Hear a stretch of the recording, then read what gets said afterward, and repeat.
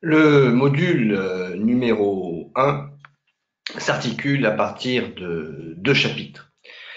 À l'intérieur du premier chapitre, nous allons tout simplement vous apprendre comment construire un CV. Il y a en effet plusieurs méthodes, soit un CV thématique ou un CV chronologique. Cela dépend de votre parcours et de ce point de vue-là, donc, nous vous proposons plusieurs modèles. La lettre de motivation également ne doit pas être construite comme vous pourriez la construire dans le cadre d'une démarche permettant de chercher un emploi. Il ne s'agit pas de décrocher un emploi. Ici, la lettre de motivation vise évidemment à montrer ce que vous avez mis en place précédemment afin d'intégrer une école d'infirmière et donc devenir infirmier. Nous vous proposerons également l'éventualité du bilan de compétences, comment faire un bilan de compétences rapidement. Il existe des solutions, les différents documents que vous devrez annexer. On vous a donné donc la copie de l'arrêté à l'intérieur duquel vous trouverez les différentes pièces. La deuxième partie de ce module numéro 1 vise bien évidemment à vous conseiller au niveau des IFSI. Il y a des IFSI publics, des IFSI privés. Il faut bien identifier les IFSI. Ça peut vous coûter 6 000 € l'année. D'un autre côté, vous avez le réseau de la Croix-Rouge ou les IFSI publics. Donc, il faut inévitablement identifier les différents types d'IFSI. Avec la loi donc du gouvernement Macron sur la fin d'année au niveau de la réforme du financement de la formation professionnelle, la formation continue, la disparition du fonds GESIF, je dis la disparition, mais bien évidemment, vous aurez la possibilité de mettre en place des fonds GESIF qui vont s'appeler autrement. Les décrets ne sont pas encore publiés. L'année 2019 est évidemment une année de changement. Comment faire financer votre formation, soit en interne, soit en externe? Il faut savoir que la formation infirmière est une des formations les plus financées en France, mais faut-il encore bien évidemment anticiper et savoir comment faire? C'est ce que, évidemment, nous verrons à l'intérieur du module 1. Le cas de la rupture conventionnelle qui, évidemment, est très courante.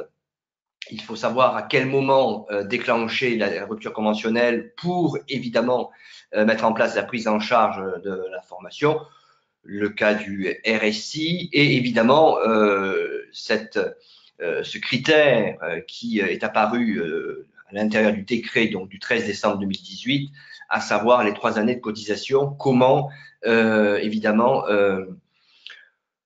regardez de plus près le texte au regard de votre situation. Je veux dire par là que cette réforme concernant donc la reconversion professionnelle, c'est-à-dire les adultes finalement, puisque vous passerez les épreuves donc de culture générale, de mathématiques et l'oral à partir du moment où vous allez cotiser. Donc sous-entendu, ceux qui n'ont pas cotisé, ce sont les étudiants et les lycéens. Donc ce dispositif est véritablement destiné aux reconversions professionnelles.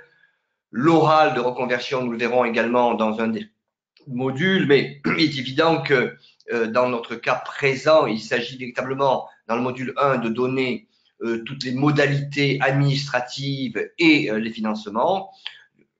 J'évoquais le cas du RSI, évidemment. Pour les aides-soignants, c'est un peu différent, dans la mesure où il ne s'agit pas de reconversion à proprement parler.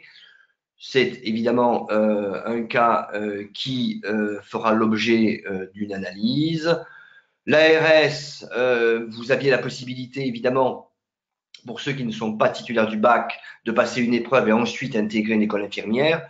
Avec la réforme du 13 décembre, évidemment, vous l'avez compris, pour tous les candidats non bacheliers, vous avez la possibilité de passer ces épreuves et donc d'intégrer une école d'infirmière. En d'autres termes, rien de nouveau, cela existait auparavant, sauf qu'il y avait dans le cadre donc de l'ARS une seule épreuve de culture générale et désormais pour les non bacheliers vous aurez donc l'épreuve de rédaction, de mathématiques et l'oral. Ceux qui sont titulaires du baccalauréat d'un titre niveau 4, y compris le DAU, vous pourrez évidemment vous inscrire dans chacun des IFSI puisque cette démarche donc est indépendante. Là encore, nous ferons un point sur la centralisation des IFSI puisque cette réforme entraîne donc dans certaines régions la centralisation de ceci, c'est un cas de figure qu'il faut connaître dans la mesure où il y a plusieurs facteurs ici qui rentrent en jeu. Le facteur géographique, c'est-à-dire choisir les IFSI dans lesquels vous candidatez.